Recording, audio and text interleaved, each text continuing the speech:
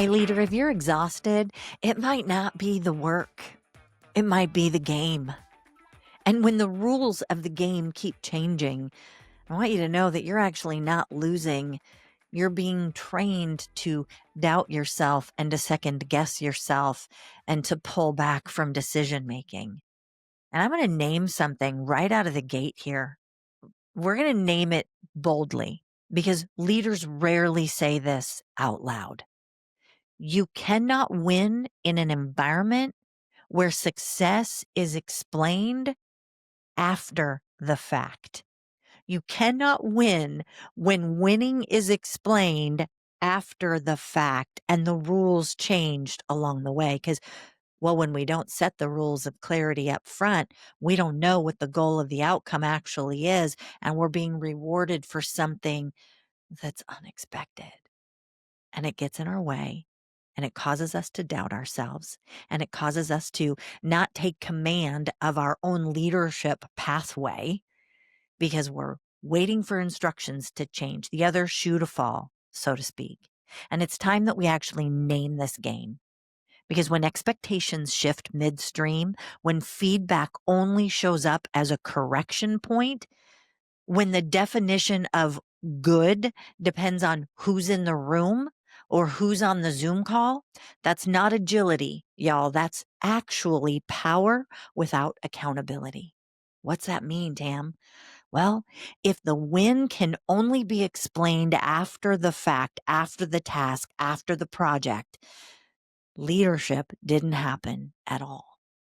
And it has a huge human cost to you as a manager or a leader in those environments and to the team around you. Strong leaders don't fail in these environments. They shrink back. They don't know what to say or do, how to move, what winning actually looks like because we haven't properly defined it. They stop initiating. You might over prepare for something because you don't know what's coming, but then you're stalled out on, did I prepare enough? So you're second guessing yourself. And what is even sometimes worse is that you over explain instead of making a decision in the boardroom, in the office, on the Slack, in the Zoom, wherever it is that these dialogues are happening. And I want you to listen to this, leader. When people can't predict success, confidence becomes a liability. Let that land. When your people cannot predict success, confidence becomes a liability.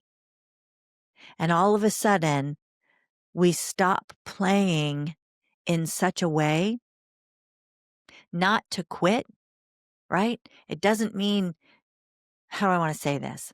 Stop playing the game doesn't mean I'm playing to quit.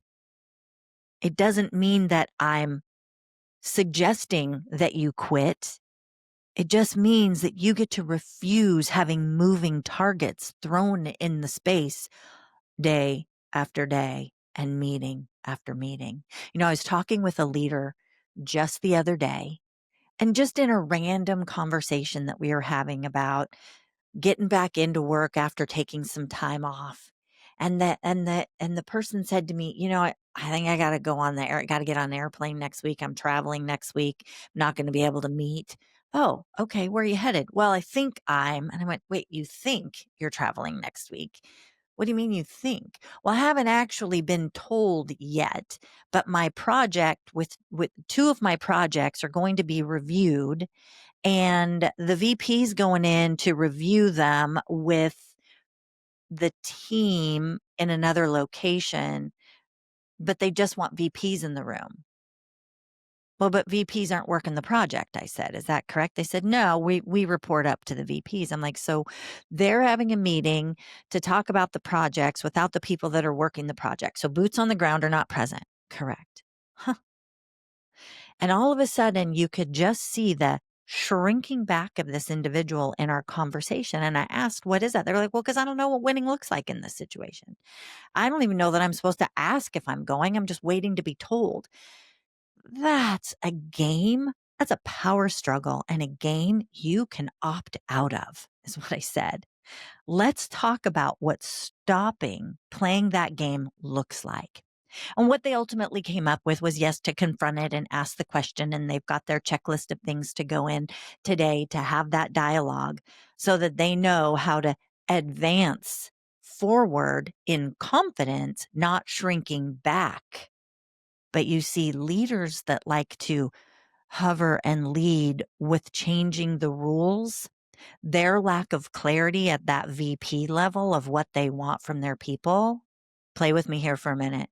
That lack of decision making, authority giving at that level, or trust at that level to say, hey, we're bringing in the boots on the ground people to actually help solve for whatever problems might come up, because it's going to delay the work process if we don't have them at the table.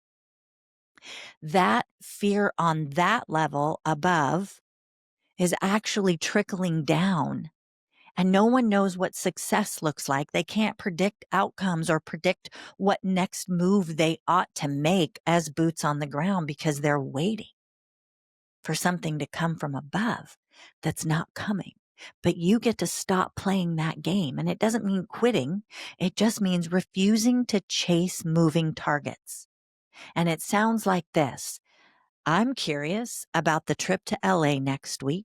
I'm curious about whether or not I'm going to be on that plane going for the meeting, because here are the 3 reasons why I know as the PM I ought to be in that room. That's actually calling out the moving targets and getting them to push pause and stop. Because if the goal has changed, we always push pause and reset.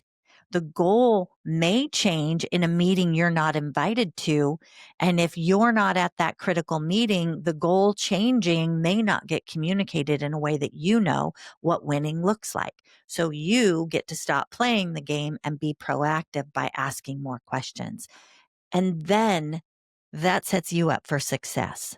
So stopping the game does not mean quitting. It means refusing to chase moving targets.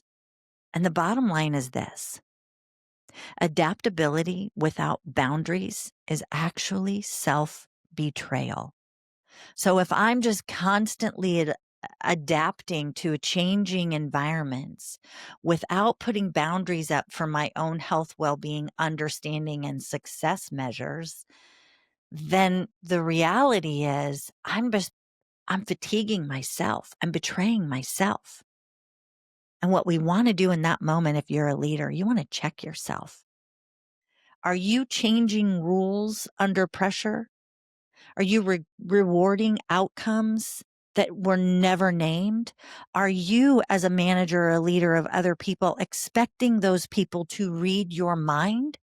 Are you setting up meetings with stakeholders, but not all of the stakeholders, especially the ones who are the tactical boots on the ground deliverer of the goods? Lean in here, leader. You don't lose authority overnight. You negotiate it away.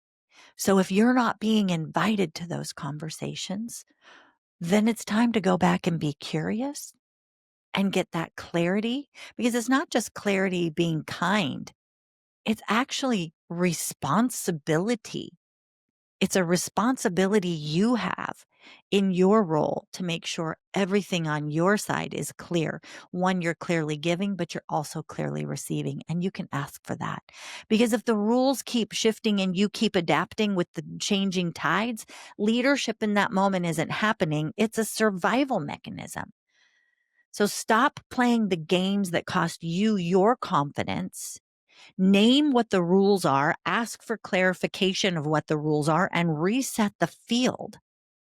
That's how we move forward in an environment where the rules keep changing. We get to stop playing that game. And when you stop, as my friend Craig Groeschel says, when the leader gets better, everybody gets better, right? You're getting healthier in that moment when you stop engaging in gameplay and get the clarity that is needed to be oriented. Stop playing by changing the rules or chasing the new rules. Start asking for the clarity that you need. Stop playing the game. Step into clarity. Hey, I want to thank you for stepping into the sandbox today. I want you to share this with a leader that you know is underplaying their impact.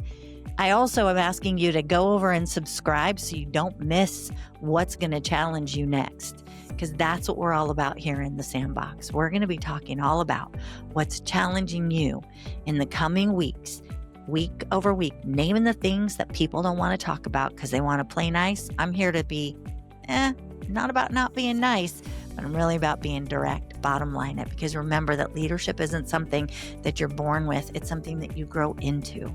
And I celebrate that you're taking a moment to grow into that next level of leadership today in the sandbox by stopping playing the game.